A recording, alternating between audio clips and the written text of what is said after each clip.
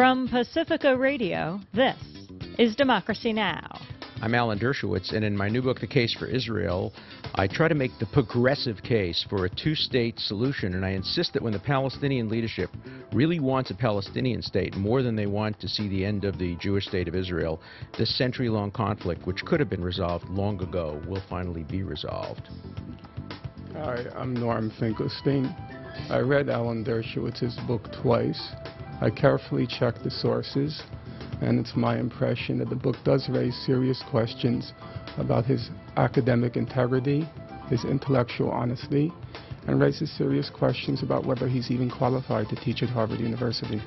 Well, this Today, is a debate on the case for Israel. All that and more coming up.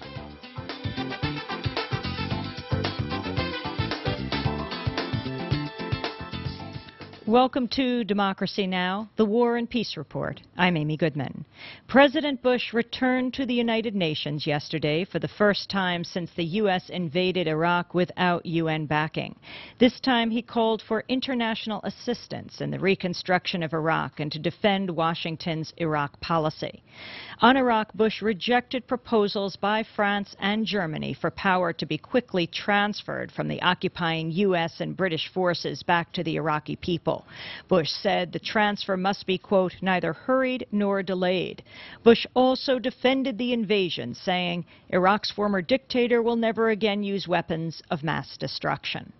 A Washington Post analysis found Bush's address left many unanswered questions, including how quickly would the United States grant sovereignty to the Iraqis? Would the administration grant any decision-making role to the United Nations? Or does the administration simply want assistance without giving up much in return? The Bush administration's policy of preemptive attack came under criticism from both Secretary General Kofi Annan and French President Jacques Chirac. Chirac said, quote, the United Nations has just weathered one of its most serious trials in its history. Respect for the UN Charter, the use of force were at the heart of the debate. The war, which was started without the authorization of the Security Council, has shaken the multilateral system. Annan added on preemptive attacks, quote, my concern is that if it were to be adopted, it would set precedents that resulted in a proliferation of the unilateral and lawless use of force with or without justification. Although Annan did not specifically refer to the United States, the New York Times reports he gave the impression that he believed Washington is endangering world peace with its foreign policies. The Washington Post reported Annan and Chirac's addresses received enthusiastic reaction, while Bush received tepid, almost perfunctory applause for his presentation. A lead editorial in the Washington Post was headlined, "A Failed Speech." Slate.com headlined their coverage, "Bush to the World, Drop Dead." Analysts predict support from the international community will be far less than Washington hoped. One diplomat told the New York Times, quote, the situation in Iraq is getting more difficult every day, and so is the atmosphere at the United Nations. A federal appeals court yesterday ruled California's recall vote can go ahead as originally planned on October 7th, reversing another court order that would have delayed the election until March. The American Civil Liberties Union, which called for the delay because some voting districts will still be using faulty voting machines, announced it would not appeal yesterday's decision. The court unanimously ruled that federal courts, quote, cannot lightly interfere with state elections. In addition, the court noted that hundreds of thousands of Californians had already voted by absentee ballot. Meanwhile, Republican legislator Darrell Issa, who bankrolled the recall, said he would urge Californians to vote to keep Governor Gray Davis in office if both Republican frontrunner State Senator Tom McClintock and Arnold Schwarzenegger remain in the race. Issa said the two Republicans would split the GOP vote and give the election to Democrat Cruz Bustamante, who Issa described as worse than Davis. For the second time this month, the U.S. military has arrested one of its own at Guantanamo Bay in Cuba, where it's holding over 600 detainees captured in Afghanistan and elsewhere. The Pentagon announced yesterday senior Air Force Airman Ahmad al-Halabi faces 32 criminal charges related to spying. Although al-Halabi, who worked as a translator, is being charged with giving classified information from the prison to Syria. On September 10th, Army Chaplain James Yee was arrested, but charges have not yet been filed. Iraq's U.S.-appointed governing council yesterday banned the Arab satellite television stations Al Jazeera and Al Arabiya from covering the council's news conferences and entering government ministries for 2 weeks. The council said the stations had committed irresponsible activities that threaten the country's, quote, democracy and stability. In other Iraq news, 2 commuter buses in Iraq were bombed today, killing a 17-year-old and injuring at least 12. CNN reports the bombs were intended for U.S. military vehicles. Meanwhile, the Associated Press is protesting the treatment of one of its photographers in Iraq after U.S. soldiers detained the journalist and his driver for 3 hours in 110-degree heat. They were handcuffed and denied water and use of a telephone. In other news, award-winning Los Angeles Times foreign correspondent Mark Feynman died Monday at the age of 51 after suffering a heart attack yesterday in Baghdad, where he was working.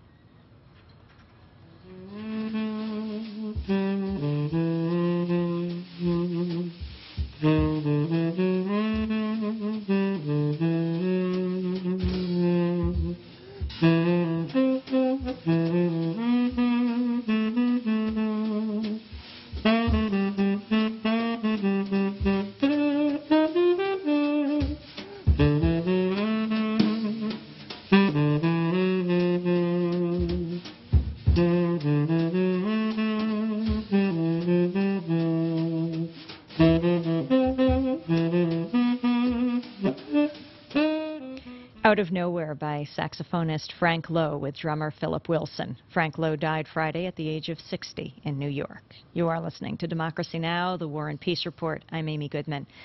A 15-year-old unarmed Palestinian boy was killed and 14 Palestinians wounded when Palestinian militants and Israeli forces clashed in the southern Gaza Strip today. 20 Israeli tanks and bulldozers entered the Rafah refugee camp shortly after midnight, after 5 mortar shells were fired at a block of Israeli settlements in the Gaza Strip. No injuries or damage was reported. Meanwhile, Israeli Foreign Minister Silvan Shalom is scheduled to meet U.S. National Security Advisor Condoleezza Rice and Secretary of State General Colin Powell today to discuss the U.S. position on the route of the so-called security fence in the West Bank. Prior to the meetings, Shalom said during an interview on the fence that Israel should, quote, do everything to defend as many West Bank settlers as possible, and said the purpose of the fence is to defend Israeli citizens. Meanwhile, the Israeli newspaper Haaretz is reporting the Israeli government spends at least $560 million a year on subsidies, infrastructure, and education for 220,000 Jewish settlers living in the West Bank and Gaza. The figure does not include military spending in those areas. Haaretz says Israel has spent at least $10.1 billion on the settlement since capturing the West Bank and Gaza in 1967. Successive Israeli governments have refused to disclose how much they spend on settlements. Haaretz says it compiled the figure after 3 months of research, including interviews with dozens of government officials and experts. And yesterday, President Bush told the 58th session of the United Nations General Assembly, quote, the Palestinian cause is betrayed by leaders who cling to power by feeding old hatreds and destroying the good work of others. This comes days after the UN voted 133-4 to condemn Israel's decision to, quote, remove Palestinian leader Yasser Arafat. The United States, Israel, the Marshall Islands, and Micronesia voted against the measure. Well, today we're going to have a very interesting debate on a new book called The Case for Israel. It's by Alan Dershowitz, who is one of the nation's foremost appellate lawyers, Felix Frankfurter Professor of Law at Harvard Law School. His articles are published in the New York Times and other publications. His books include Chutzpah, The Vanishing American Jew, Why Terrorism Works, Shouting Fire, and America Declares Independence. We're also joined by Professor Norman Finkelstein. He is author of 4 books, including The Holocaust Industry, Reflections on the Exploitation of Jewish Suffering. His writings have appeared in prestigious journals like the London Review of Books, the Index on Censorship, the Journal of Palestine Studies, the New Left Review, the Christian Science Monitor, and others. He is also author of Image and Reality of the Israel-Palestine Conflict. His latest book is called The Holocaust Industry. Today, a debate. We're going to begin with Professor Alan Dershowitz. Welcome to Democracy Now! Thank you very much for having me. And why don't we start with you laying out the thesis of your latest book, The Case for Israel. Well, I wanted to write a progressive liberal case for the two-state solution, and the two-state solution which I think that most Israelis favor and have favored for a long time. I dedicate the book to Professor Aaron Barak, who is the president of the Israeli Supreme Court, and for a reason, because I argue in the book that no country in history faced with comparable threats, both external and internal, has ever tried so hard to comply with the rule of law. I compare Israel favorably to the United States in this regard. Its courts intervene actively in support of Palestinian rights. Even during fighting in wartime, during the Jenin events, the Israeli court enjoined the Israeli military from engaging in certain actions which, in its view, violated the rule of law. The Israeli Supreme Court has banned the kind of rough interrogation techniques that are now being employed by the United States in Guantanamo. Israel is the only country in modern history that has never deliberately and explicitly retaliated against those who attack its civilian targets. For example, during the Six-Day War and the 1973 war and the 1948 war, its own residential areas were bombed by Egypt, by Syria, by Jordan. 1,600 shells lobbed into West Jerusalem. Israel never bombed Amman or Damascus or Cairo. They have, of course, bombed areas of Beirut and in the process have killed innocent civilians. But there's an enormous difference between doing, for example, what the United States and England did in the Second World War, bombing Dresden or Hiroshima and Nagasaki. That is deliberately targeting civilians and going after the way the United States did in Iraq, of which I am very critical, but nonetheless what the United States did, going after military targets, knowing that they're going to kill civilians in the process. And so myself, I oppose the settlements. I've always opposed the settlements. Since 1967, I've opposed the occupation. I think Israel made, in my view, a terrible mistake in 67. What it should have done is it should have made border adjustments pursuant to UN Resolution 242, which I actually consulted with Justice Goldberg. He was the ambassador to the UN and was involved in the process of that 242 resolution, which presupposed some territorial adjustments. The problem is Israel should never have occupied people. Land is different from people. And today, I think, unilaterally, what it ought to do eventually, if it can't find a peace partner, is to make some unilateral changes, small ones, end the settlements. In fact, my peace proposal is that Israel ought to have a schedule for ending the settlements. That is a schedule for saying on so-and-so day the settlement ends, conditioned on best efforts by the Palestinians to end terrorism. That would create an incentive to ending terrorist acts. By the way, you never condition anything on the end of terrorism because that gives the terrorists a veto. What you condition it is on making good faith efforts. And if we can get Israel to end the settlements and the occupation and the Palestinian leadership to stop using terrorism as a tactic, I think finally something that could have happened in 1917, a two-state solution. In 1937, when the Peel Commission recommended a non-contiguous Jewish homeland and the Israelis accepted it and the Arabs rejected it. In 1947, when the UN allocated that portion of Palestine that had a majority of Jews in it to a Jewish state, and the portion of Palestine that had a Palestinian majority in it to an Arab state, we could have had a two-state solution. We could have had a two-state solution in 2000 and 2001 when Ehud Barak and President Clinton offered, to be sure, a non-contiguous state on 90-something% of the West Bank and 100% of the Gaza with its capital in Jerusalem with a $35 billion refugee package.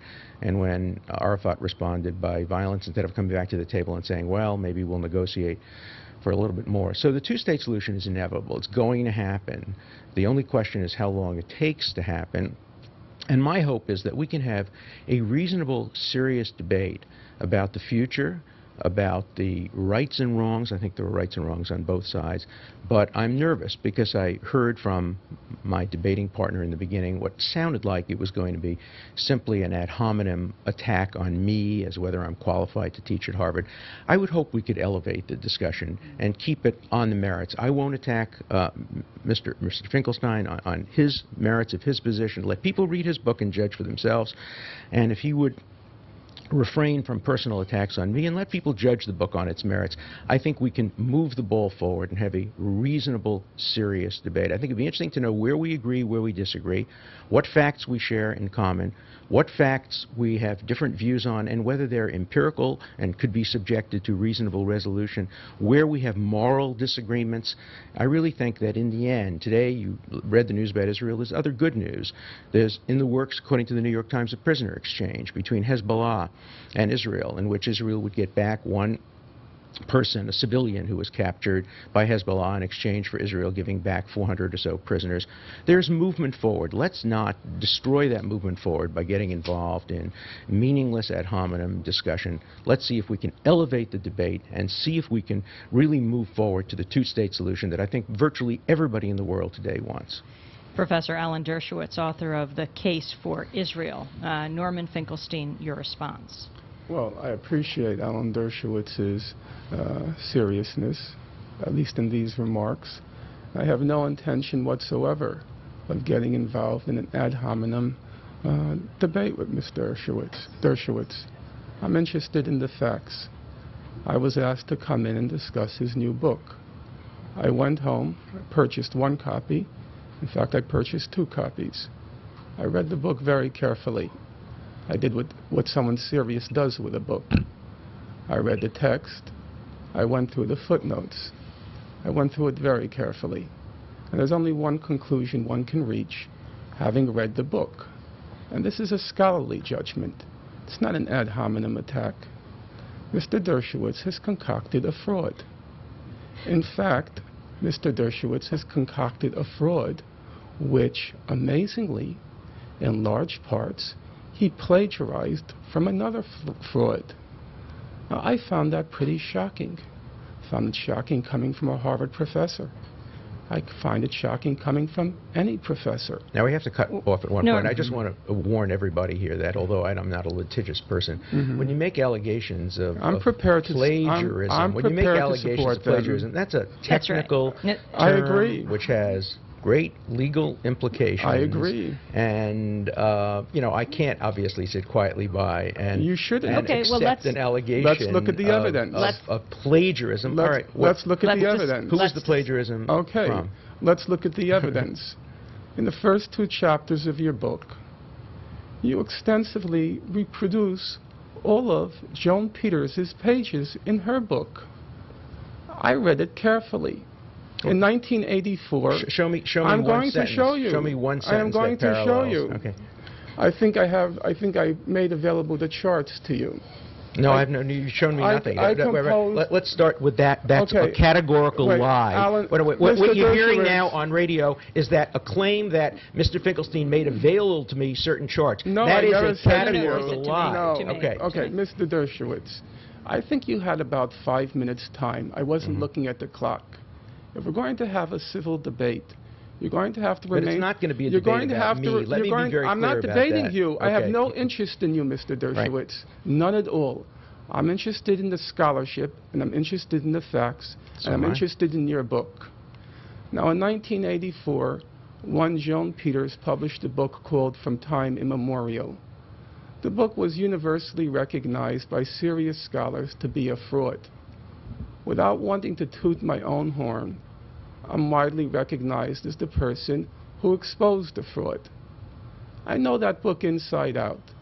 I read it at least 4 times, and I went through all 1,854 footnotes. I started to read your book, Mr. Dershowitz. I then came to chapter 1, footnotes 10, footnote 11, footnote 12, footnote 13, footnote 14, footnote 15, footnote 16. All of the quotes are from Joan Peters. They are so from Joan Peters that you have a long quote here from Mark Twain on pages 23 to 24. I turn to Joan Peters, page 159 to 60. The identical quote from Twain with the ellipses Is in the Twain quote wrong? with the ellipses. Is the Twain Let me quote finish, wrong? sir. No, but the key with is the ellipses in the same places. The identical quote from Twain with the ellipses in the same places. It's been widely quoted, as you know. Really, now, Mr. Dershowitz? what's your point? Is it a correct quote? Let me finish, Mr. Dershowitz. I want to ask you a question. Is it an accurate quote of Twain? Did Twain say Professor what I Dershowitz, quote him as the saying? way we can have a civilized discussion here is that each person will get a chance to make their point and won't be cut off. So you have nearly a full-page quote from one William Young, a British consul from May 1839. Is it an accurate on quote? Page 8, I'm going to finish, sir. On page 18 of your book, I turn to Joan Peters, page 184, the identical quote with the ellipses. I'm holding it up for the camera. Perhaps they can see. This is the length of the quote. Is it an accurate quote? The ellipses in the identical place. Last point. I'm not going to go through chapter 2 where there are 29 plagiarisms from Joan Peters. Wait. Let's be very clear. It is not plagiarism to quote Mark Twain correctly. Except plagiarism. if you cite Mark Twain and not Joan Peters. I'm a professor, sir. I know what plagiarism is. And plagiarism is? Well, let's hear your definition of plagiarism. No, we're not going to get involved we're in not that going to now. get. So you're using a word and you're not going to tell us what you mean by it. I'm going to give the documentation, and you know what? We'll let everybody else decide for themselves because the documentation. One last example, and I want to make it very clear. In Joan Peters' book, From Time Immemorial, she coins a phrase. The phrase is turn speak. And she said, no, she borrows it from. She borrows it from. Who is it? I'm sorry. No, she attributes it and borrows it from somebody else. It's not her own phrase. She coins the phrase. You see, you don't know what you're talking about, and that's pretty terrible. She coined the phrase "turn speak," and she says she's using it as a play off of George Orwell, which, as all listeners know, used the phrase "newspeak." Right. And she coined her own phrase. Turn speak. You go to Mr. Dershowitz's book. He got so confused in his massive borrowings from Joan Peters that on 2 occasions, I'll cite them for those who have a copy of the book, on page 57 and on page 153, he uses the phrase, quote, George Orwell's turn speak. Turn speak is not Orwell, Mr. Dershowitz. You're the Felix Frankfurter Chair at Harvard. Yes. You must know that Orwell would never use such a clunky phrase as turn speak. I like it. I think it's a very elegant well, phrase. maybe you like it, and I do. evidently Joan Peters liked it, but George Orwell never heard of it, to the best of my knowledge. We have to break for stations. Just one sec. We have to wait. Just one sec. Fine. We have to break for stations to identify themselves. There's 60 seconds, and when we come back, Professor Dershowitz can respond. We're talking to Professor Alan Dershowitz. He's author of a new book. It's called The Case for Israel, in debate with Norman Finkelstein. Among his books, The Holocaust Industry and Image and Reality of the Israel-Palestine Conflict. You're listening to Democracy Now! Stay with us. Look at the charts.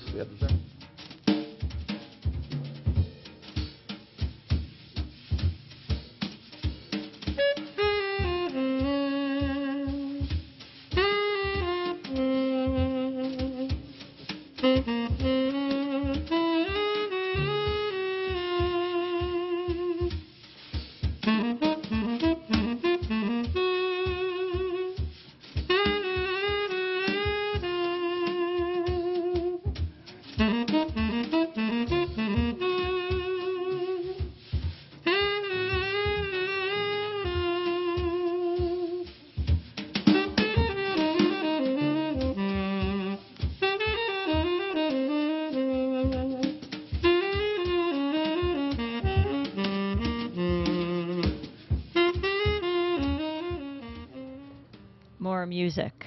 from the late Frank Lowe here on Democracy Now!, the War and Peace Report, as we continue our debate on Alan Dershowitz's new book. It's called The Case for Israel. Alan Dershowitz is professor of law at Harvard Law School, in discussion with Norman Finkelstein, who teaches at DePaul University in Chicago. His book's Image and Reality of the Israel-Palestine Conflict and the Holocaust Industry. Professor Dershowitz, your response to this very serious charge of plagiarism? Well, it's a frivolous charge, of course. What happened was this. Of course, I read the Peters book. Anybody writing a book on the Middle East would. I also read a book called Myths and Facts, which is a book put out originally by AIPAC and then published separately and independently, and probably 30 or 40 other books which use the same quotes. They're very extensively used quotes by Mark Twain, because Mark Twain traveled to Palestine. Mark Twain's a very prominent American writer, and what he saw in Palestine is very relevant to the debate. He saw barren lands. He didn't see a Palestinian community. He saw empty roads, and he writes extremely vividly. And one scholar is entitled to read a book, as I did of Peter's book, and to find quotes in the book and check them against the original quotes and find them to be accurate, and then do what I did. I don't know whether or not Mr. Finkelstein read footnote 31 that appears on page 246, which says, the research of French cartographer Vital Kuntz are relied on for the conclusions. So I may have mispronounced it. I'm sorry. No, you misspelled it. And then I say, see Joan Peters from time immemorial, Chicago, etc.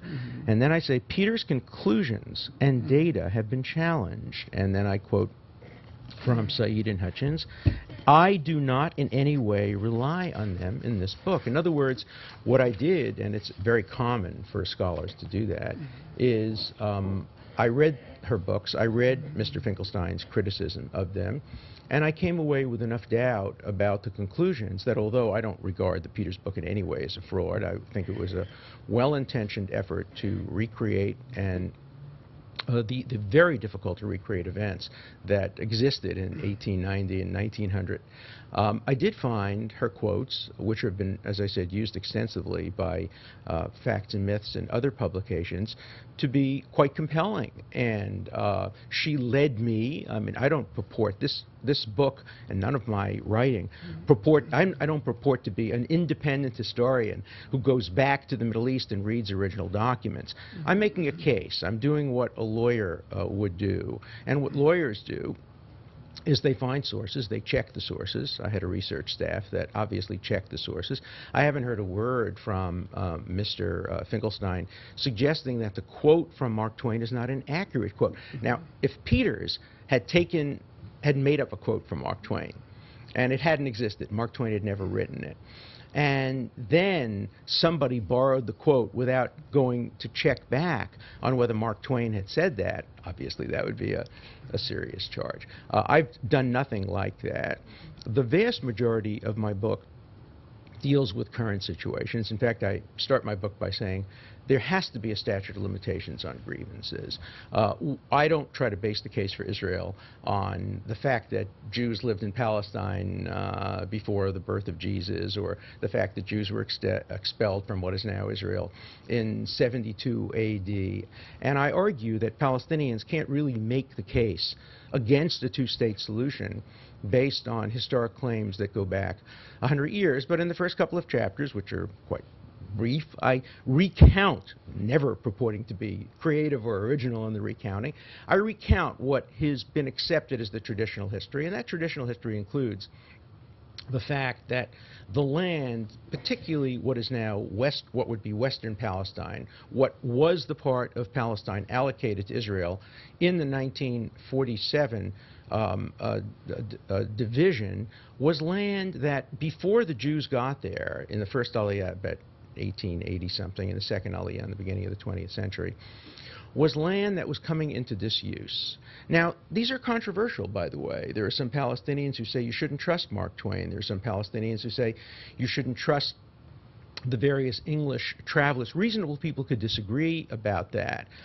I quote those sources. I lay them out there for people to read so that they can evaluate the claims that Israel was established on the basis of colonialism. I make the following argument, which I'd love to hear Mr. Finkelstein rebut.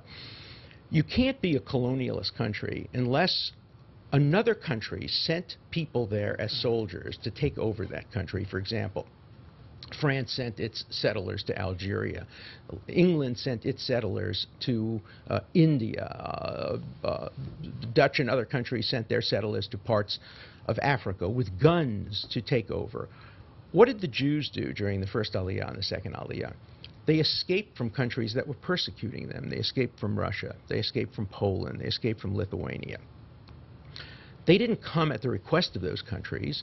If you claim people were colonialists, you have to say on whose behalf they were working.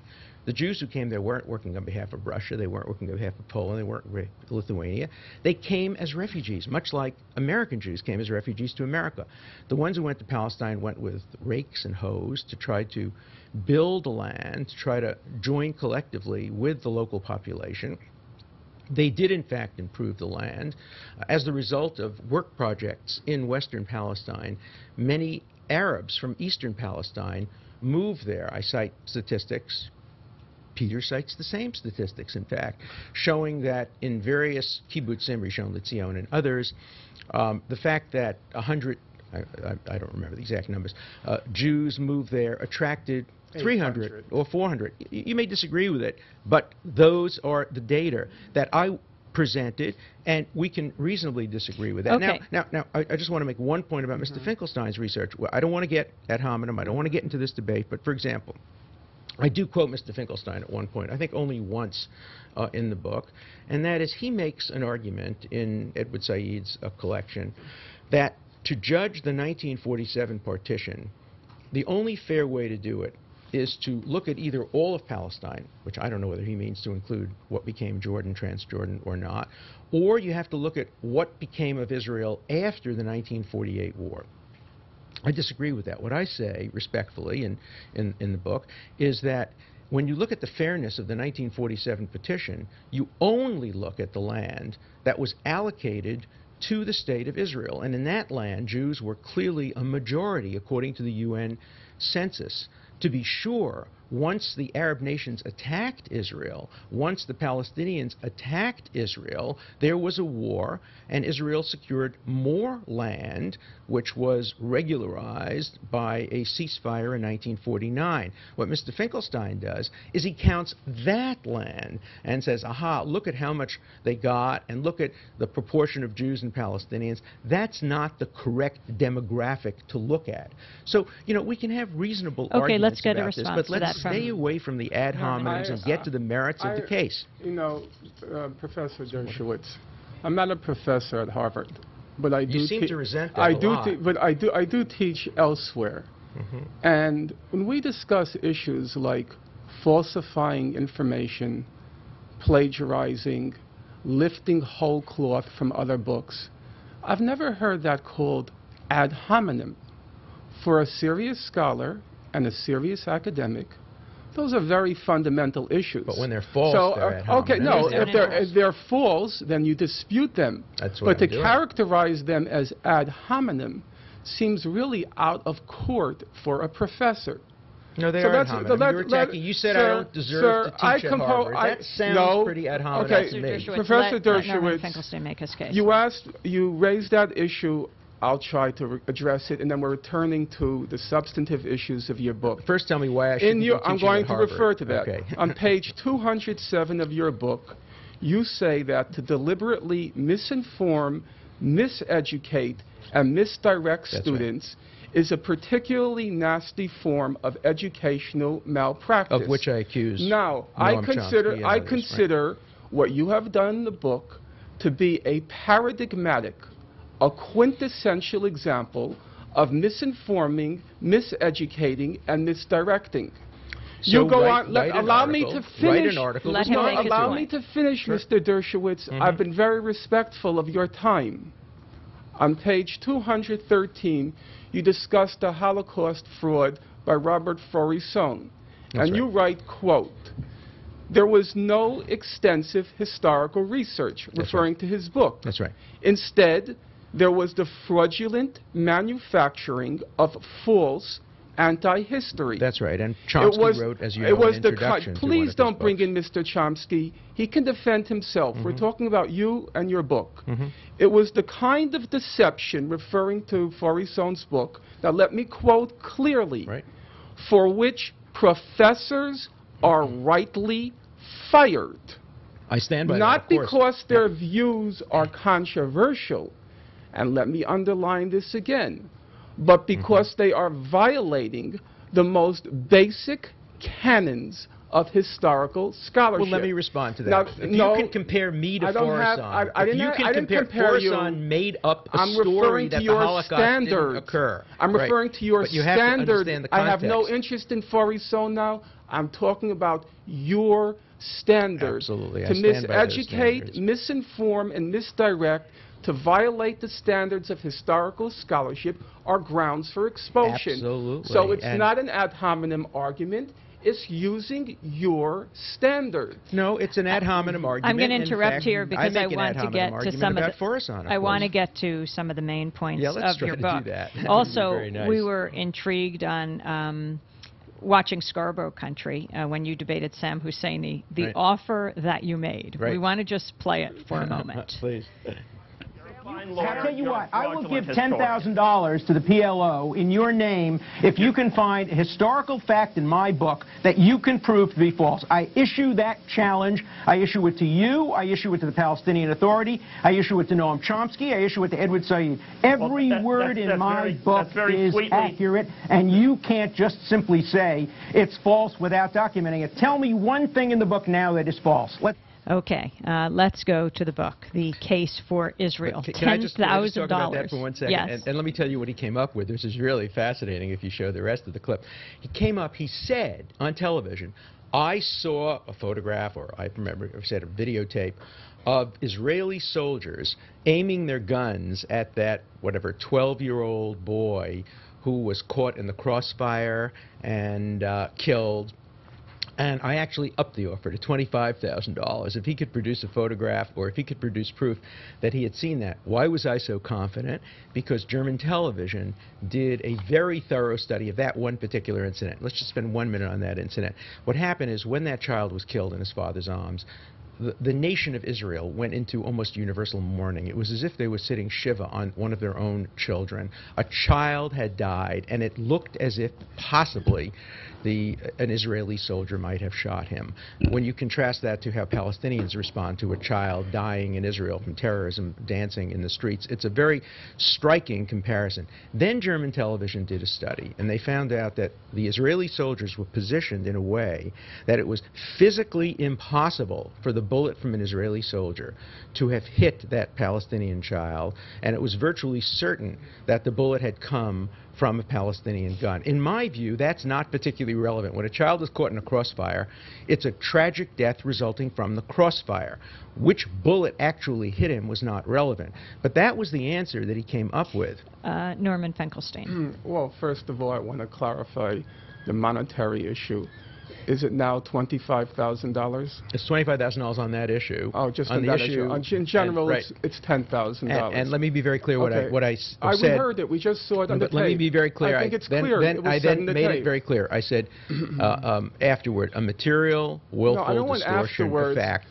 Professor Dershowitz, it's on tape. We just saw it. But we're not talking about a spelling mistake. Oh, no, I'm not We're not spelling. talking about a minor No, I wouldn't- mistake and a far footnote. be it for We're me to talking be about so a trivial. serious All right. material, Let's willful talk mistake about- of fact that I Okay, deliberately serious- engaged in. serious Okay. material Yes, facts. Right. Let's start. Number one, I'm going to first deal with just concrete facts which are not particularly controversial, which can easily be confirmed. On page 80 of your book, you write that according to Benny Morris, between April and June... Benny Morris being an Israeli historian. I have a copy of his book here, which Right. I'll hold up. Right. 2,000 to 3,000 Palestinians were made refugees during the second stage of the flight. Mm-hmm. Here's the book in front of you. Yeah. Page 256. Can you read what the sentence says? Well, let me read you what I say in my book. In some areas, Arab commanders. Please I'm quoting don't read from the whole Morris. paragraph. No. I'm just reading. In some. Let me put the context. Chomsky says that he says Morris does not believe that any Arab leaders told the Palestinians to leave. And I say, in some areas, I quote from Morris, in some areas, Arab commanders ordered the villages to evacuate to clear the ground for military purposes to prevent surrender. More than half a dozen villages, etc., were abandoned during these months as a result of such orders. Elsewhere in East Jerusalem and in many villages around the country, the Arab commanders ordered women, old people, and children to be sent away out of harm's way. Indeed, psychological preparation for the removal of the dependents had begun in 47-48, when the Arab High Command and the Arab League had periodically endorsed such a move in contemplating the future of Palestine. And I say, therefore, Chomsky is simply wrong when he says that there's no evidence, and he says, again at another point, nobody today believes that any of the refugees were told to leave. And so I dispute that by quoting Morris himself. You seem to have an obsession with Mr. Chomsky, but he's not here. I'm here. Let's look at the next sentence. Actually, I thought I was going to be debating Chomsky today. Let's look at the next sentence. Please, Mr. Dershowitz, be here this today. Is serious. I agree with you. Read the next sentence. Morris estimates, in your book, I have it right in front of me, the next sentence. Morris estimates that between 2,000 and 3,000 Arabs fled their homes during this phase of the Arab-initiated fighting. Okay, can you please read what Mr. Morris wrote? Well, no, you're talking about one... Please read what he wrote. If I have the whole book, I will find for you, if you want to take time... Norman Finkelstein, can you, if you want the 3,000 people led during this phase. Can you read the sentence? Okay, I'm looking at page 256 of Benny Morris's book, Righteous Victims, A History of the Zionist Arab Conflict. He's referring to Phase 2 now, the same one as you. Go ahead. And you're talking about right over here. Altogether, yeah. Altogether, about 200,000 to 300,000 Arabs fled their homes during the second stage of the Exodus. The difference between 2 and 3,000 and 2 and 300,000. Now, you could check this many times, Mr. Dershowitz, but you're really going to have to pay the $10,000. No. And I hope you allow me to I hope you allow me to earmark it for Jenin. I would like to give it to Jenin. Let's be sure what the context is of this. I know the context. We're talking about a variety of This is not the OJ trial. This is not the OJ trial.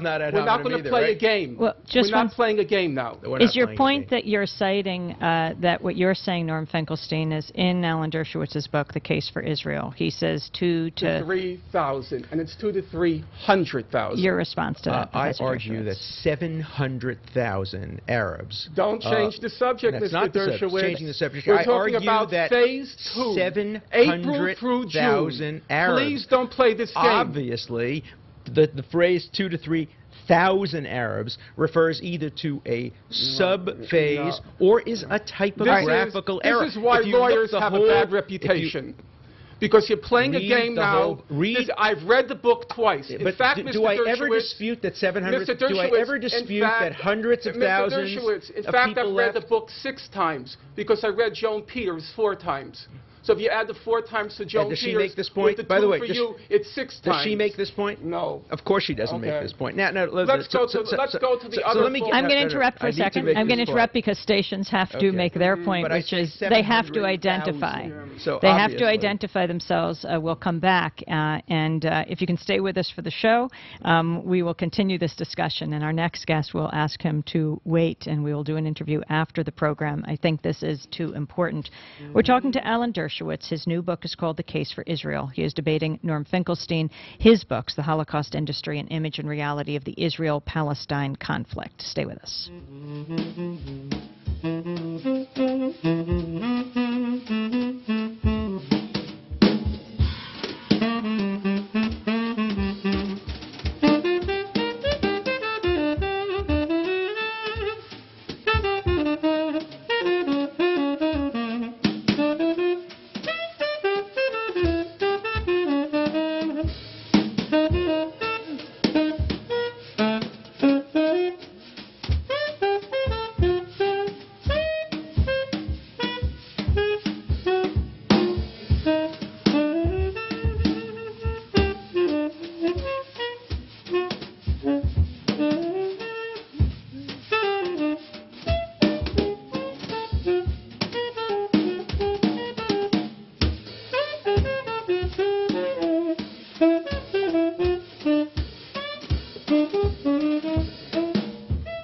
You are listening to Democracy Now! That's the late Frank Lowe on saxophone. I'm Amy Goodman, and we're talking with Professor Alan Dershowitz. His new book is called The Case for Israel.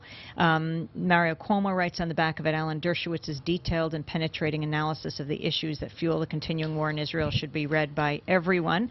Norman Finkelstein's book, The Holocaust Industry, has a recommendation on the back by Raoul Hilberg, who is the leading Holocaust historian in this country. And he says, when I read Finkelstein's book, at the time of its appearance, I was in the middle of my own investigations. I came to the conclusion he was on the right track. I refer now to the part of the book that deals with the claims against Swiss banks, and I'm jumping ahead. He says, I am by no means the only one who in the coming months or years will totally agree with Finkelstein's breakthrough. Okay. So let me focus on the 2,000 or 3,000. This is such an obvious point when you think about it for a second. What is the context I'm arguing? I'm arguing that lots and lots of Arabs, in contradistinction to what Chomsky said, were told to leave by their Arab commanders. Obviously, it's in the interest of that argument to maximize the number who would leave. Only an idiot would deliberately minimize the number who's leave. Let's refrain from ad hominem attacks. No. I'm talking about myself. Okay. I'm talking about myself now. Okay. I would have been an idiot had I used 2,000 when the actual number was 200 to 300.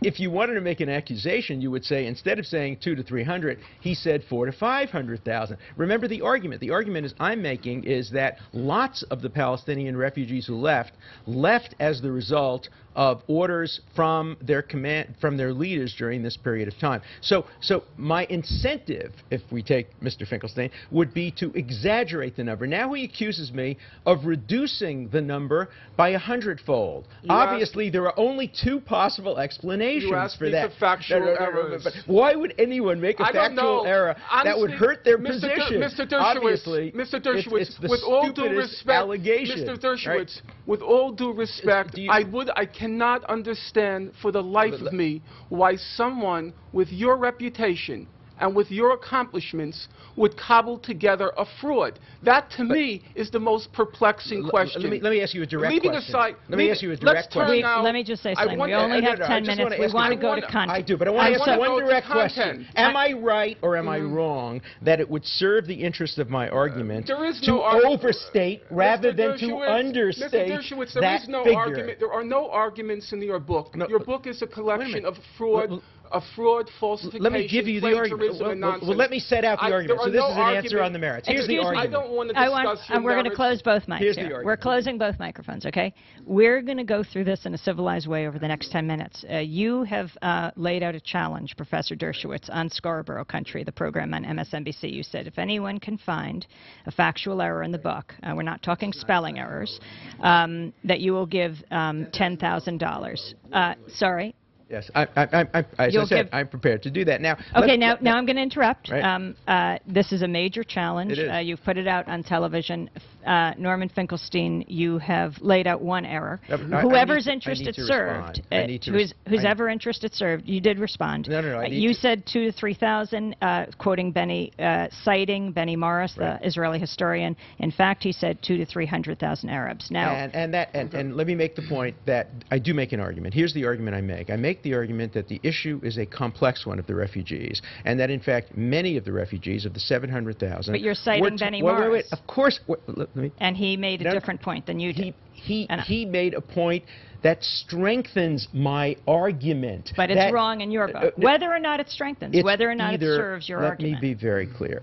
If you I do make an argument. My argument is a very serious one. My argument is that many of the Palestinians were told to leave by their commanders. If in fact 200,000 were told to leave instead of 2,000, that strengthens my argument considerably. That is an argument that I make. If the book says 2,000 to 3,000, there are only two explanations. Either it is a typographical error, or I have to check the book, obviously. I was referring to a smaller phase, but it would be ridiculous for anybody to understate when the purpose would be to overstate. Okay, this is the kind of error anybody could make. Let's leave that and go to another point. What I'm going to do, for the interest of time and trying to be respectful of Professor Dershowitz, is I'll simply quote your statements in the book, one after another, slowly. and you can simply stop me and say, I can prove that, or I have the evidence. Sure. Okay? Right. Simple. Page 206, you write, Israel is the only country in the Middle East to have abolished any kind of torture, in fact, as well as in law. Absolutely. Okay. Absolutely. Let's start with that one. Yeah. The Israeli Center for Human Rights in the Occupied Territories has a website, and I follow it quite closely. So do I. I went to the website, and I checked under the heading for torture.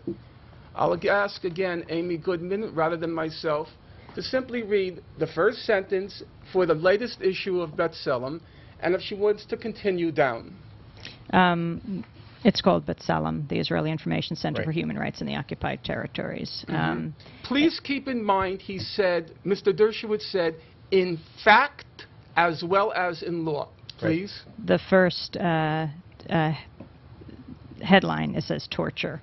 Interrogation by torture and absolutely prohibited by Israeli and international law. Right. Despite this, Israeli security forces breached the prohibition and torture Palestinians during interrogation. I don't agree with that. I mean, we have a reasonable dispute about that. What Israel does, and what Israel did until 1999, was what the United States is now doing in Guantanamo. That is, they put people in uncomfortable shabak positions. They put hoods over their head, often foul-smelling hoods. They play loud music. There's a cover story in the Atlantic Monthly this month which talks about rough interrogation techniques, and it describes what the United States is doing, and it says that Israel used to do that. There's some possibility it continues to do it. That's simply not the kind of torture that international law prohibits, and in fact my point is, in Jordan, torture is routine. In Egypt, it's routine. Definitely. The Israeli Supreme Court took an extraordinarily courageous decision in 1999. I commend everybody to read it. It's online, in which Justice Aharon Barak said that as a democracy, we must fight terrorism with one hand tied behind our back, but in the end, we have the upper hand because we comply with the rule of law. Israel is to be commended for its attempt to regulate and control the torture of ticking bomb terrorists. I am so very... you stand by your statement that they do not torture. Without Norman any Finkelstein. question, Okay. and that the Supreme Court has abolished it, and if anybody were to engage in an act that constituted torture, they would be in contempt Mr. of court. Dershowitz. Yes. And I am right and you're wrong on this 6 minutes. I am simply right and Less you're than wrong 6 about minutes this. to go. Mr. Dershowitz. All right, let's stop. Amnesty International, who I know you think is an untrustworthy source, Human Rights Watch, B'Tselem, they all reach the same conclusion. And they're wrong. Israel still continues to practice torture. Well, you can say they're wrong, but let's be clear. Describe what Israel does. Sir, I'm not going to debate what torture what do you define as torture? I'm not an expert in the topic. You certainly are not, but yet you're making an accusation. I don't make the accusation, Mr. Dershowitz. You're confusing things. I go to the mainstream, respected human rights organizations, and I look at what they say. Let me talk about amnesty. And they apply the international standards. Let me talk about amnesty. You have a number of points here. Okay, we have 5 minutes to go. I need to respond to this. You did respond. No, I didn't respond to this. Let's go to number two. I need to respond to amnesty. You have 30 seconds to respond. Okay. I was quoting Amnesty International. I was quoting B'Tselem. Amnesty International recently said that Aharon Barak should not receive an international prize because he doesn't believe in human rights. He is one of the greatest advocates of human rights. They also, Amnesty also on Alan its Dershowitz, website let me ask you a question. I'm going to interrupt for a second because you're on another point. B'Tselem. You just think B'Tselem is wrong. No, B'Tselem is wrong. Okay, Norman Finkelstein, next point. Because they define torture in a way that would include what the United States is doing. We have 4 minutes to go. 4 minutes to the end of the program. Number 2, you write on page 126, there is no evidence that Israeli soldiers deliberately killed even a single civilian in Jenin. Absolutely. Now, Mr. Dershowitz, I looked carefully at your book. You don't like Amnesty International. I'm a member you of don't it. like, I'm a member I know, of but on the question of Israel. I'm a contributor to Amnesty International. I like Amnesty on Israel in a great many instances, but I disagree with some of its conclusions. And you don't particularly like B'Tselem. I do like B'Tselem. If I were an Israeli, I'd belong to B'Tselem. So don't characterize my views. You don't know my views. I read your book, or the book you purport to have written. Now you're claiming somebody else wrote it? I hope so. For your sake, I truly hope you did not write that book. I proudly wrote it. I think the honorable thing for you to do would be to say, I didn't write the book. I had no time to read it. I'm sorry. I wrote every word That of it, would be the honorable and thing. I urge, I have Okay, my you've hand made on the draft. point about I Jenin urge and other whether people an to do Israeli that. soldier, No, I want to whether quote. Deliberately shot a civilian. Let's quote Human Rights Watch. Yes. They put out an extensive report on Jenin. Now, Human Rights Watch, you nowhere in your book mention. Nowhere. Let's see what Human Rights Watch concluded on Jenin. Quote, there's prima facie evidence that Israel committed, quote, war crimes in Jenin. Further, quote, and I want everyone to listen carefully, many of the civilian killings documented by Human Rights Watch amounted to unlawful or willful killings by the IDF. Please listen to the words. I'm listening to the words, killings. and I deal with this very directly in my book. And then Human Rights Watch copiously documents multiple cases of willful killings by Israel. Okay. What did Mr. Dershowitz write? What did Mr. Dershowitz write? There is right. not a single case instance. of yeah. You want to not know, only not Mr. a single case in Jenin, but let me tell you why I make my point. I make my point because there is absolutely no incentive for the United States or for Israel or for any other democracy ever willfully to kill an innocent civilian. Every time an innocent civilian is killed, it hurts Israel. It hurts it domestically. Allow me an it hurts example. it. No. Let me finish my point. It hurts it internationally. Now, every country engaged in urban guerrilla warfare will inadvertently kill civilians. But the very idea that an Israeli soldier who are trained in the idea of the holiness of arms, who get better training about avoiding civilians, who are punished for killing Let civilians. Norman Finkelstein read a response. You're making the point that in general you wouldn't think they would. Mr. Dershowitz gave a very lovely bar mitzvah speech. Now let's read what Let's see what the Human Rights Watch wrote. Quote, among the civilian deaths were those of Kamu Zigir. Listen carefully. A 57-year-old wheelchair-bound man who was shot and run over by a tank on a major road outside the camp on April 10, even though he had a white flag attached to his wheelchair. That sounds pretty deliberate to me, Mr. Hirsch. If it's true, the Israeli the whole world is lying. Only Joan Peters tells the truth. Wait. First of all, Joan Peters has never written about this issue. This issue is one where, of course, not only the Israeli military, but the United States has investigated Jenin. The United Nations has investigated Jenin. Some of the Did they make up that example? Some of the Let's get this clear. Some of the same Did Human Rights Watch make up that example? First said there Did were Human Rights Watch 5,000 make up that example? Killed. No, that was an Did example. Human Rights You said they were given it to them by a source, this is and disgraceful. it was disputed. You're shaming your institution. I'm not, except first of all, shaming your institution. Let me make it very clear. I don't speak on behalf of Harvard. Not a single one. Did Human Rights Watch make that up? No, but did Human Rights Watch make it up? Human Rights Watch attributes Did it make it up? Let me, no. Can they make up that example? All right. On that note, we're wrapping up the program. What happens is Human Rights quotes people who. Professor Dershowitz? Let me ask this question. Yes. Did you investigate the Human Rights Watch report? Of course I did, and I read it. And you found that to be incredible. I found that to be incorrect. Not only that, the United States government has found that to be incorrect. On that note, we have to wrap up the show. I want to thank you both for being with us. Alan Dershowitz, The Case for Israel, Norman Finkelstein, The Holocaust Industry. You decide. Our website, www.democracynow.org. I'm Amy Goodman. Thanks for joining us.